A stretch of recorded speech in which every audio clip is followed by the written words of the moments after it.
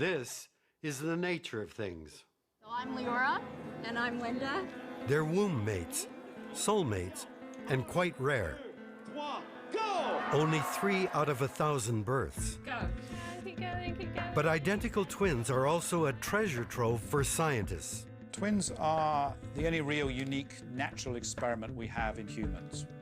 These genetic clones are bringing a radical new spin to an exciting discovery. Personal experience can influence our genes. While twins can be remarkably similar, Is it important for you guys to be individuals? Yeah, it is. researchers are probing their differences for clues to human health. We're the detectives going into the unknown to solve medical mysteries. Now, one identical twin is searching for answers. You know, people ask, why me when they get sick? I ask, why her?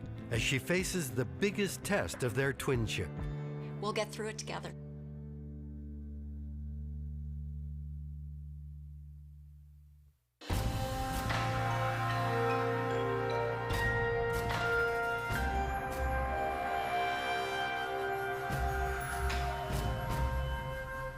When I was a practicing geneticist, we often asked, did nature or nurture make us who we are? New research with twins suggests this is an oversimplification.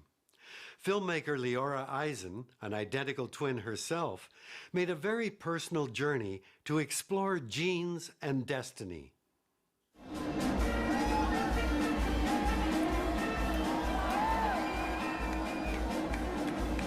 When you watch the parade of pairs go by at Montreal's Just for Laughs festival, it's hard not to do a double take, even for Leora and her identical twin, Linda. It is a bit freaky. All my life, we've been stared at, pointed at, and asked what it's like to be an identical twin. How does it feel not to be a twin? Lookalikes, carbon copies, mirror images. These are our people. So I'm Leora. And I'm Linda. So a few summers ago, it seemed like the perfect place to start a search for what makes me, what makes us, Linda and Leora. who we are. 1, 2, 3, go! If you can't beat them, join them.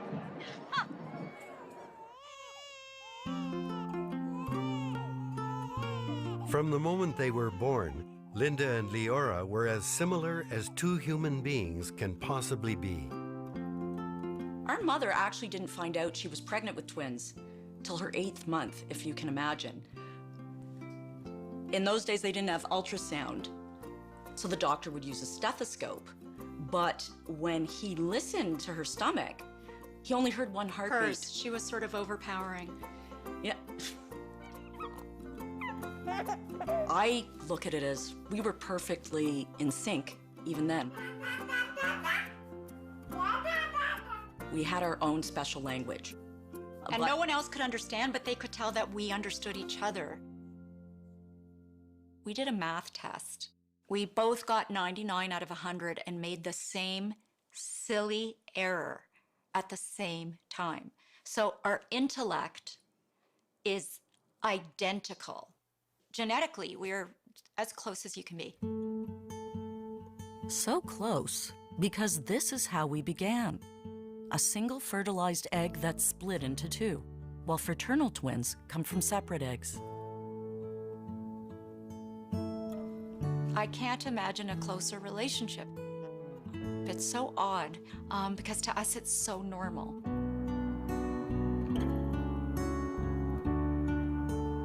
Is it possible to be any more alike? I'm heading to Kingsville, Ontario, to meet a pair whose bond is even closer.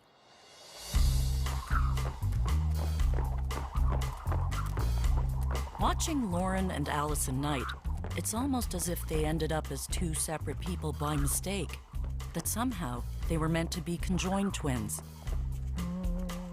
Even though we're 2 individuals, we're very much connected, whether we want to be or not. It's just how we were born. We're kind of like 2 bodies, 1 soul.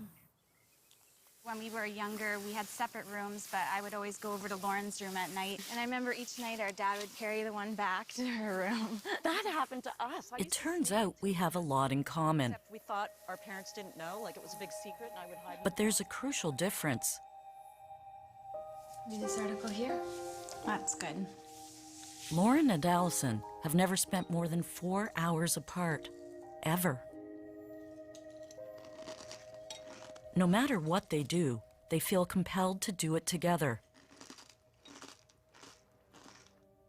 While Linda and I may not choose simultaneously, we've always been in sync.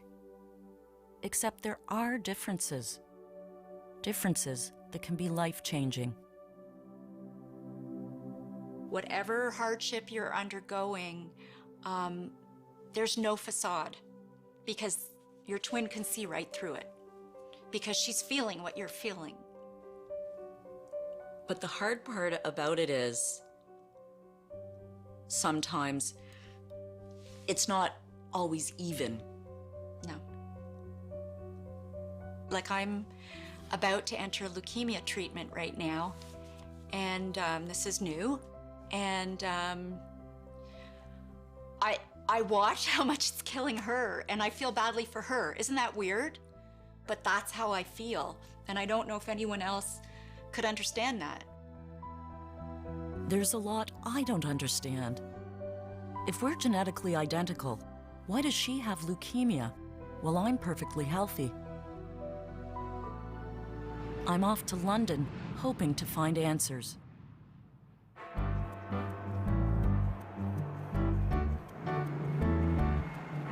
Hi, ladies. How are you? Nice to see you.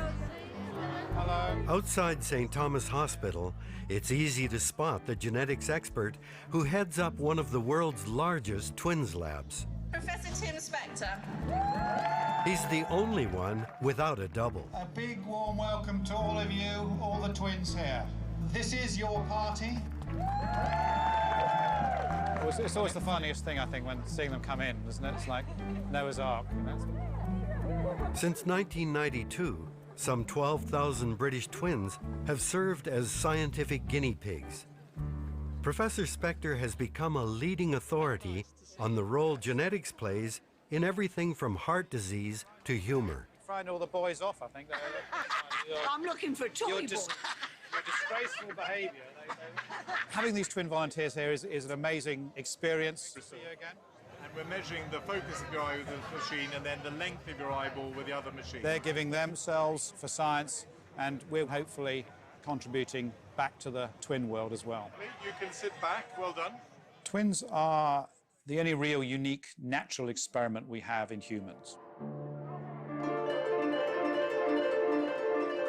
The identical twins share 100% of their genes in every cell of their body, and the non-identical twins share, on average, 50% of their genes at every cell in their body.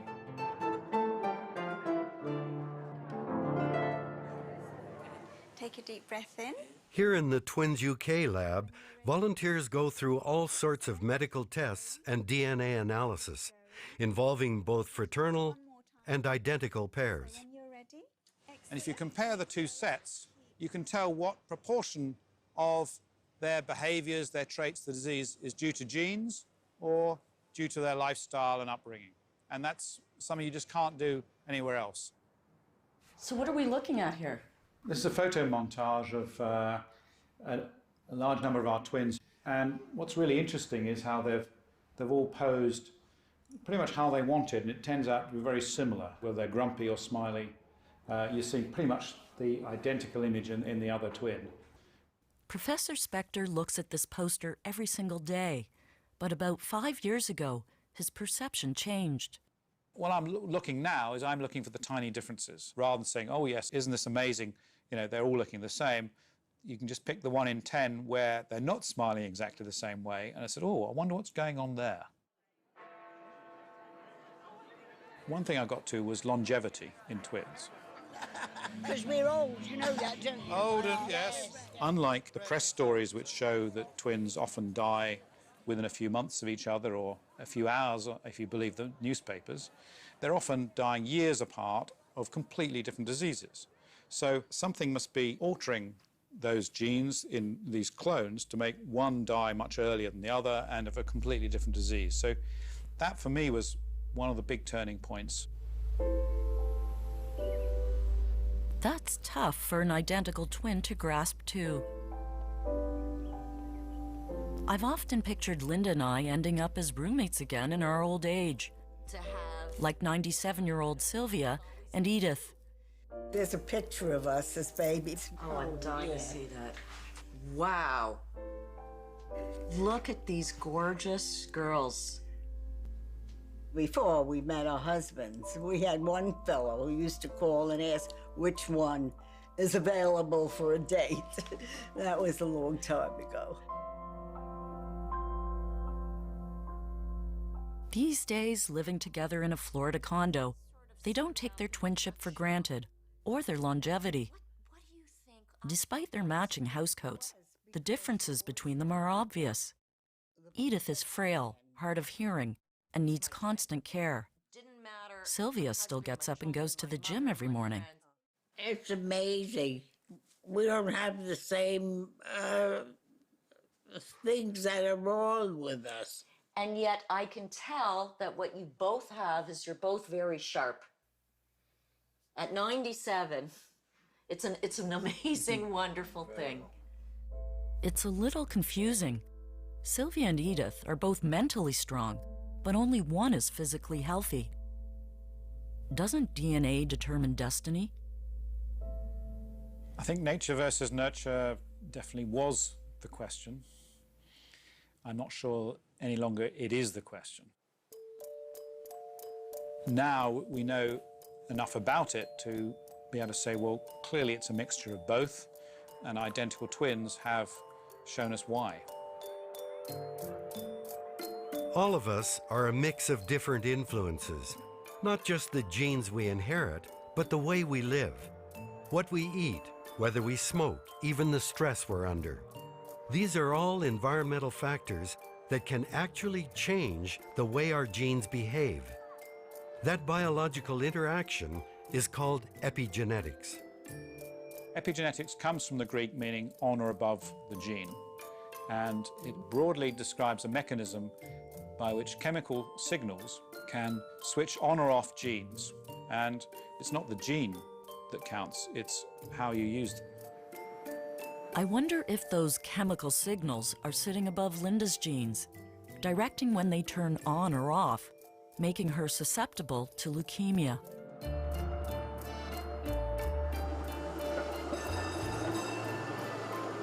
I've come to Melbourne, Australia, to meet geneticist Jeff Craig, who has spent the last 7 years studying twins.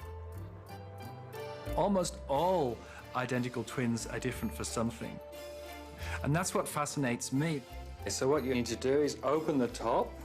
Then you want to follow me. What I'm doing, I brush all around. Professor Craig has examined 500 twins and their DNA, trying to pinpoint what causes their differences. We'll take that, and then it's ready to go. He compares genetics to a biological concerto. Imagine that our genes are like the instruments in an orchestra. They don't play themselves. They need these musicians, the epigenetic factors as we call them, to play them. The musicians are always playing a fixed score. That's our DNA. But it's how our musicians interpret this score that's important.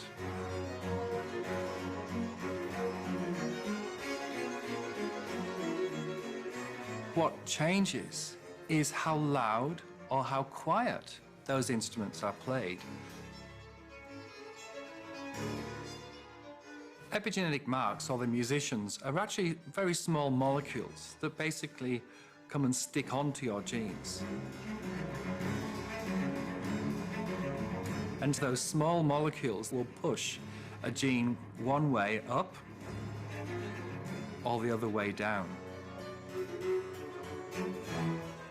As scientists are discovering, these epigenetic musicians play a major role in disease.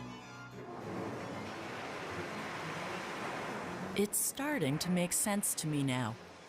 Even if you're two of a kind with the same DNA, Sooner or later, your lives and your genes will express themselves differently. Can this new science explain what's happened to my twin?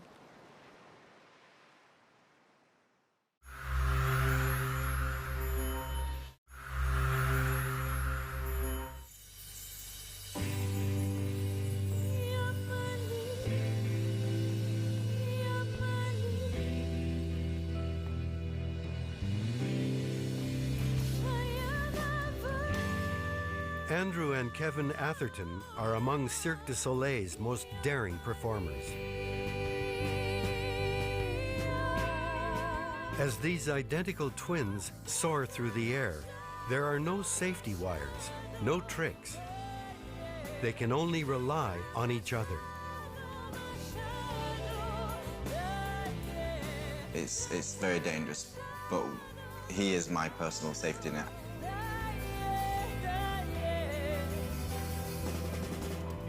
People say to us, you know, as individuals, you're both so strong, but together, you know, like you're invincible almost. Canadian filmmaker Leora Eisen knows what it's like to depend on your identical twin. Linda and I have always been in step with each other, too. But now her body is breaking down, and I'm trying to figure out why. Well, I've been through some really tough times. I've had cancer, and I think I've relied on Leora for just about every kind of support that there is. But I know I would support you in the exact same way you've supported me. But you do. You do. But there are some feelings, some experiences you just can't share. When we were 39, Linda developed cervical cancer from a virus. Thankfully, she was declared cancer-free 5 years later. We were one and the same again, or so we thought. Now she's battling leukemia, and I'm grappling with why we're so different. The latest science suggests it all comes down to epigenetics, how the environment influences the way genes behave in everything from cancer to obesity. In the early 2000s, an American researcher designed a remarkable experiment using identical mice. The agouti mouse study was a classic epigenetic study. Agouti mice are known for their yellow coat color and an unhealthy propensity to develop tumors and diabetes. The Duke University experiment featured pregnant females that were genetic twins. What would happen if they were given different diets? You found that by giving different diets with high fat or alcohol or vitamins, you could, in one group of mothers, they could produce chubby blonde babies and the others had skinny brunettes. The chubby blondes, obviously, they got more diabetes than the skinny brunettes. So these epigenetic effects were having more profound effects on the metabolism of the animals. Now, twins like London's Dan and Scott Shillham are among the pairs helping unlock the genetic triggers of obesity in humans. Lovely. Right, Dan, we're just going to do your weight. If you could step on there. Well, when you look at them, you know, they look very similar, same bubbly personalities. Lovely, that's great. Thank you. Smiles, jobs. Am I sitting down? I can do your brother now. But there's always been a weight difference between them. One person at a time, please. 94.5 kgs, okay? Well, that's about 40 pounds difference. What we're trying to look at is whether the obesity genes that we know make them susceptible have been switched on or off in one of them compared to the other one. And then trying to work back as like a detective to see, well, can we work out at what point in life that switch happened? We've always been a different weight since birth. Scott's always been heavier than me. Go. That's it, as hard as you can. Keep going. We're not competitive at all. And stop. Well done. There's never any competition between us. No competition. Very good. 120. 125. Just slightly higher. I mean, obviously, I'm bigger, stronger, faster, better looking, but apart from that, there is no competition. No competition? At age 11, they went to different schools because they were tired of being compared. That was our best one. Cheers. But they shared a love of playing sports and the same diet. So researchers have had to delve deeply into their genes, collecting blood samples, even a biopsy of their fat tissue, to create their epigenetic profiles. By actually investigating those in great depth, we can find this needle in a haystack, and perhaps the key mechanism that makes some people fat and some thin, given they have exactly the same genes and similar lifestyles. But epigenetic effects go far beyond metabolism and physical health. It can influence our personalities, behavior, our minds. Hi. Okay, Elvis, you can sit there. 16-year-old Elise and Laurence have been followed by researchers since they were babies. They're just one of 662 pairs of Quebec twins in a long-term study of how the environment impacts child development. They carry the same genes, but you still see differences, and epigenetic mechanisms might account for at least some of these differences in teenagehoods. And you keep your eyes focused on the monitor. Each twin is looking at faces with different emotional expressions, like anger, fear, happy. And the idea of this task is to measure how the brain responds to emotions. Absolutely, get good data. So any difference in brain processes or in personality or how shy they are should be due to an environmental factor. She's quite stressed. I'm more the anxious. relaxed girl. Yeah. I go with the flow. Personality is what makes us human, if you like, and gives us our identity. We know from twin studies that 50% of it is due down to our genes. And what the twin studies show us is that the more complex actions seem to be much less genetically controlled. And we're finding that epigenetics is likely to play a role in these.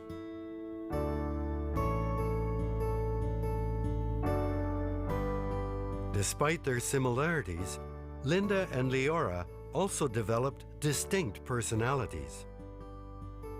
Even though we're the same age, I've always felt protective. So when we would go out for Halloween, I would ring the doorbell first, and she would kind of hide behind me when we were asking for candy. I think I was a little bit more assertive. Mm-hmm. You were maybe a little bit more Shy. And that has continued with me to this day. But the differences go far beyond personality traits. Cirque du Soleil stars, the Atherton twins, seem alike on the surface. But for years, Kevin was masking a surprising secret. I'm the gay twin, Andrew's the straight twin. Yeah. Andrew didn't know that I was gay until maybe 23.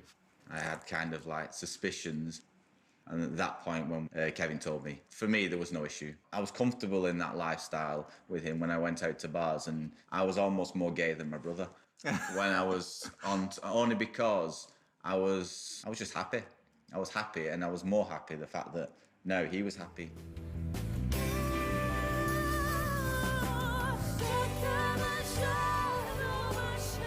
But how can such a fundamental part of human nature, our sexual orientation, be so different?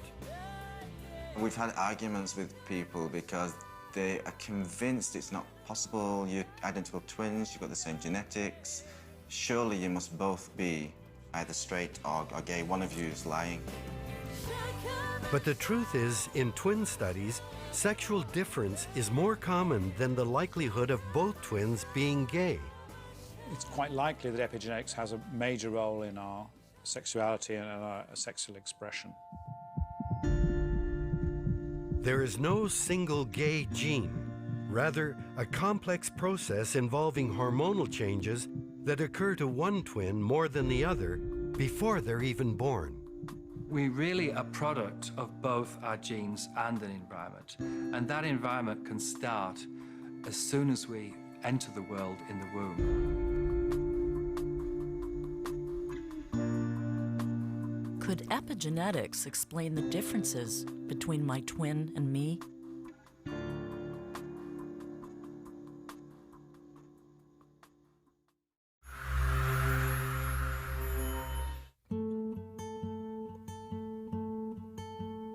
Growing up, Leora Eisen and her twin sister Linda shared an unbreakable bond. They both became journalists, lived a street apart, even had 2 children each within months of each other. But now, Linda is undergoing treatment for leukemia. I'm trying to understand how we could be so identical, yet be in opposite health.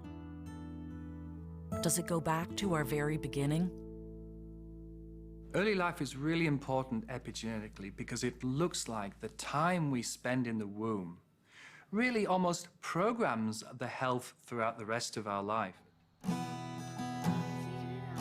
But what happens when a pair who were together in the womb grow up in different families?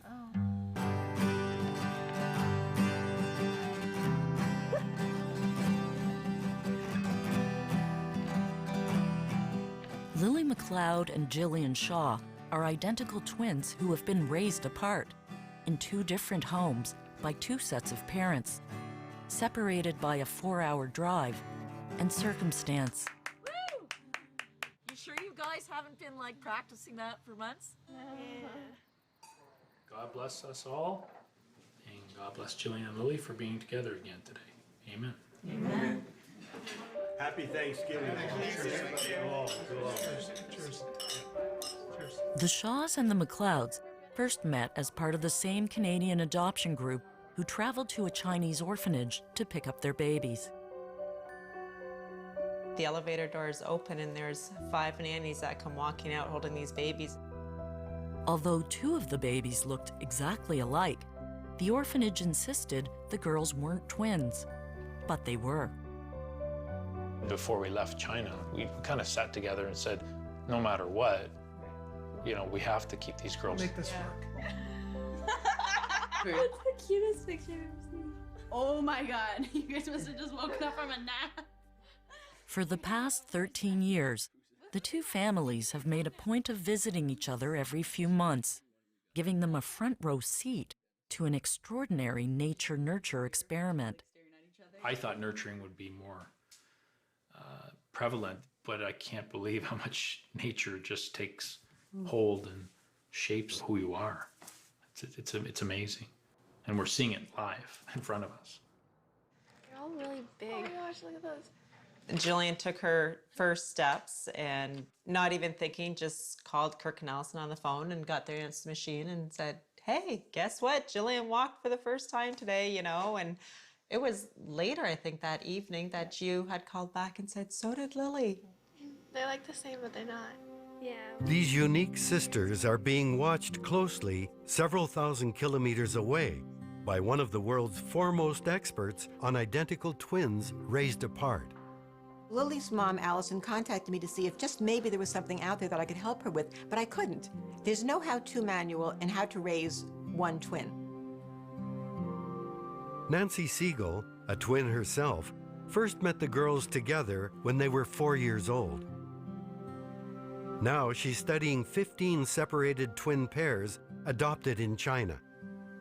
As a young graduate student in the early 1980s, she was part of a seminal study in Minnesota that examined 137 twin pairs who were reared apart. And the results were astonishing. Psychology would not be where it is today without the famous Jim twins. Jim Lewis and Jim Springer were identical twins raised apart in Ohio who did not meet each other until they were 39 years old. All my life I felt like somebody was missing on my life.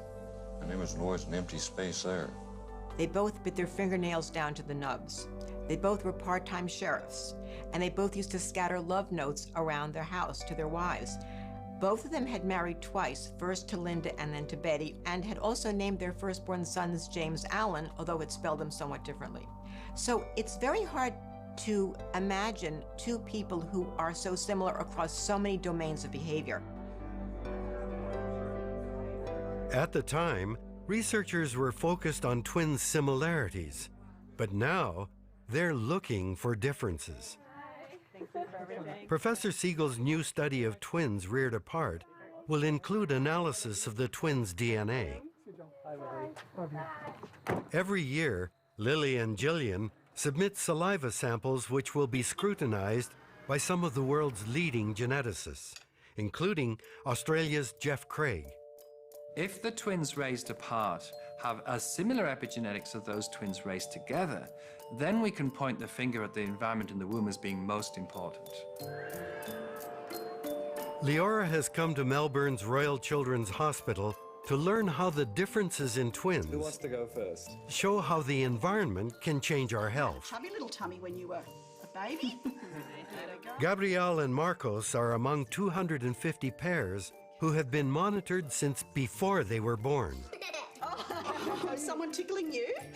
Professor Craig's research team examined ultrasounds and asked detailed questions about their mom's lifestyle.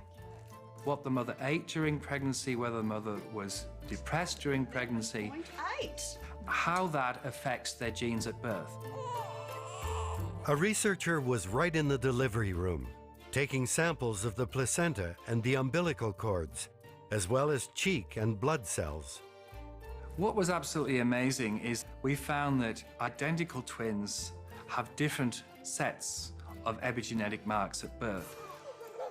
For the first time, the study revealed that even though identical twins share the same DNA, they're already surprisingly different when they're born.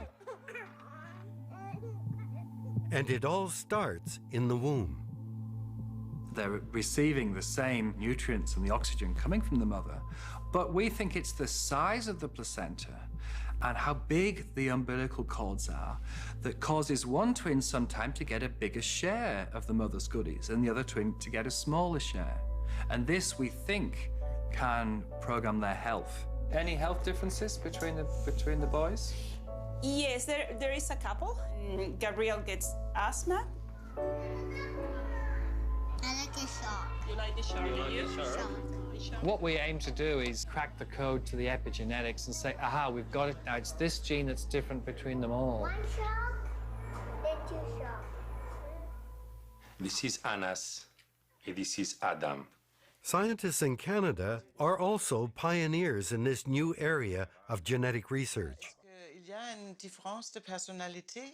At 3 months old, these Montreal twins born prematurely are part of a Quebec study focusing on differences in birth weight and brain development. 1 kilogramme de différence. 1 kilogramme. Adam is generally an active, contented baby. Anas is fussier and needs more attention.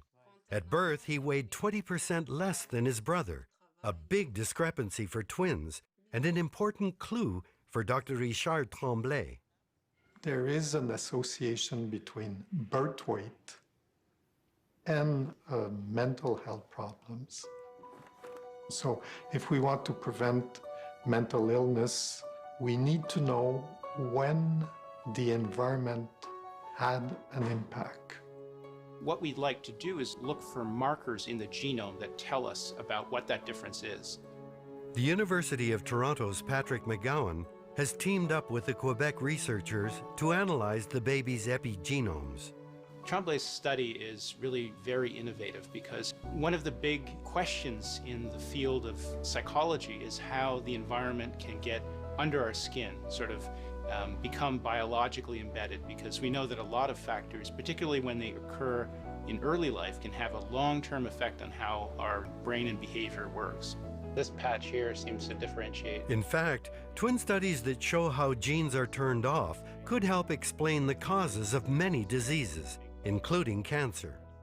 In cancer, epigenetics is becoming the key to the disease and understanding it and potentially also treating it, because we know that cancer is involved in a lot of mutations. But what's becoming clear is that for those mutations to occur, the whole defense mechanism has to be disabled. Perhaps that's what happened to my sister. Her anti-cancer genes were somehow switched off, and now we're no longer the same. You need to sort your codes out. Chris and Maren Halenga remind me of Linda and I when we were in our 20s, laughing, teasing, seemingly carefree. Well, I think he's my boyfriend. He's the new man in your life. You'd never know that at age 24, Chris was given a devastating diagnosis. And then he says, you've got breast cancer. Yeah. So is Neil coming with you on the 18th when you get your results? Yes. Chris has endured chemo, radiation, mastectomy, surgery to remove a tumor on her brain and on her spine. It means it's stage 4 and treatable but not curable. Yeah. And her twin has had to watch her go through it. As people see us, we're definitely, you know, the pair. One of them has cancer, the other one doesn't.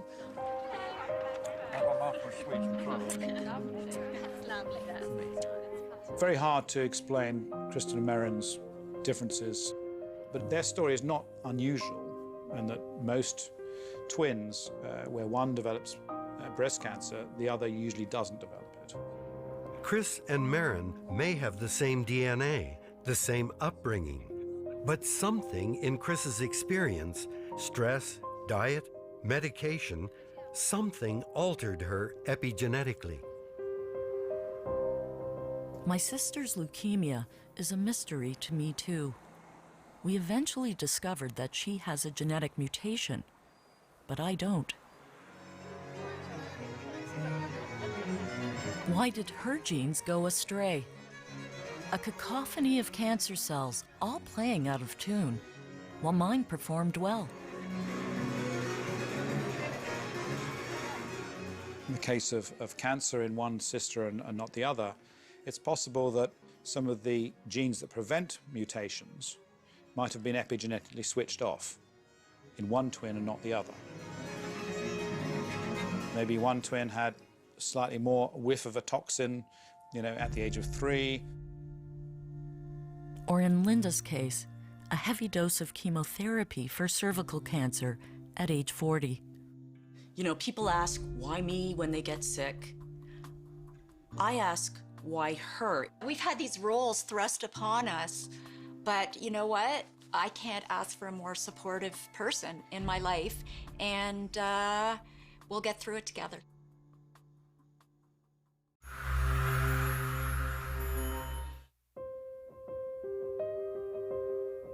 I've learned firsthand how personal experience can affect one twin's genes. That's why my sister is struggling with a lethal form of leukemia.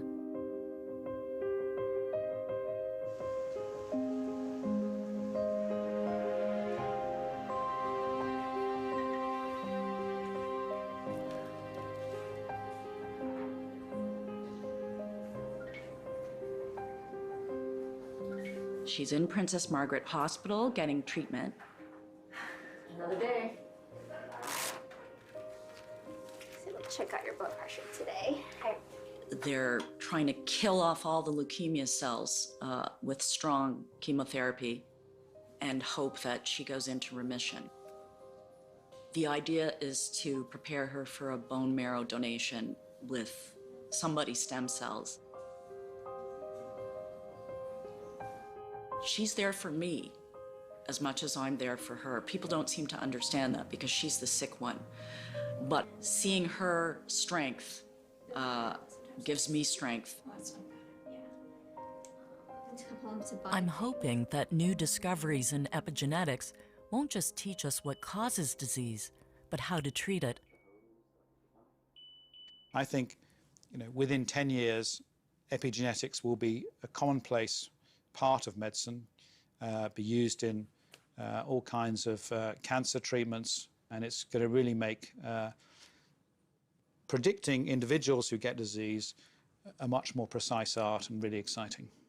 We've done a small series of trials in what we call our Stand Up to Cancer project, with some early indications that this could be very good for the biggest killer we have, which is lung cancer. If there's truly enrichment, you would see an inordinate... There's a reason Dr. Stephen Balin is part of an elite group of U.S. cancer experts known as the Dream Team.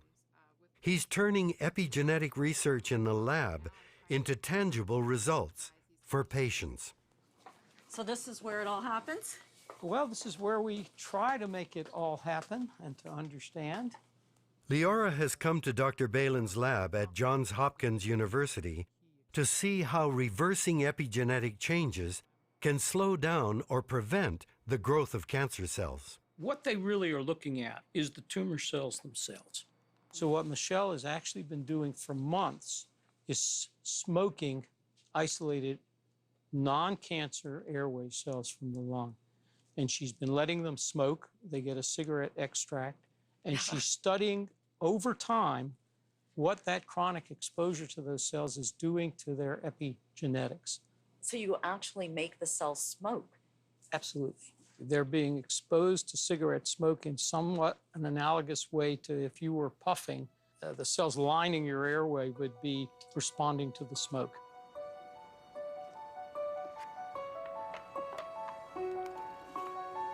The hope is we can reprogram that cancer cell to be much more normal-like.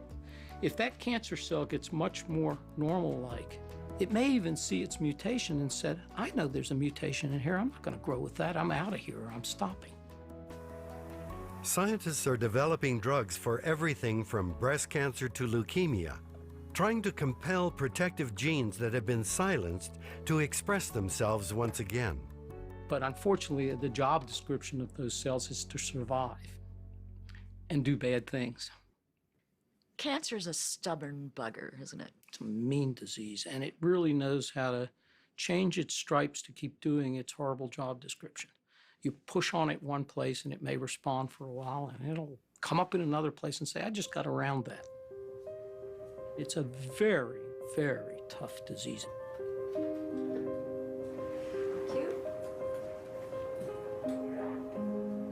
It's going to be tough, and I don't know if you know how tough. She's in for a really rocky ride. I want to make it go away, and I can't.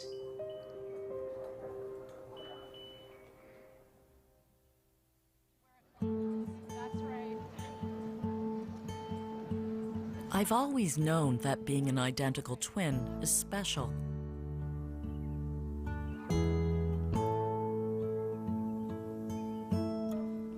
But now I know our differences are the key to shaping our destiny.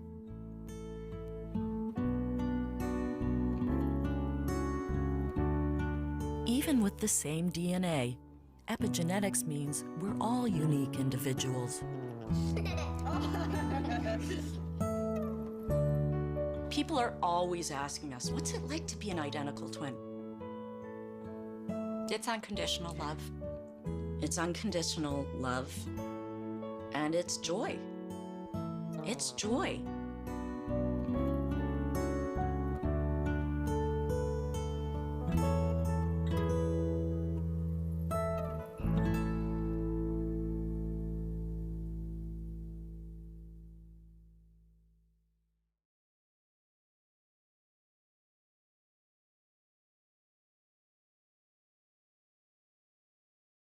Filmmaker Leora Eisen has more about the world of twins. It's a relationship that can be magical. You are my soulmate. And mysterious, two of a kind. Twins rule! Sunday at 9 on the Documentary Channel. Next time on The Nature of Things, the iconic monarch, one of the largest and certainly the best-known North American butterfly. But its winter home remained a mystery until a Canadian scientist tracked its incredible journey.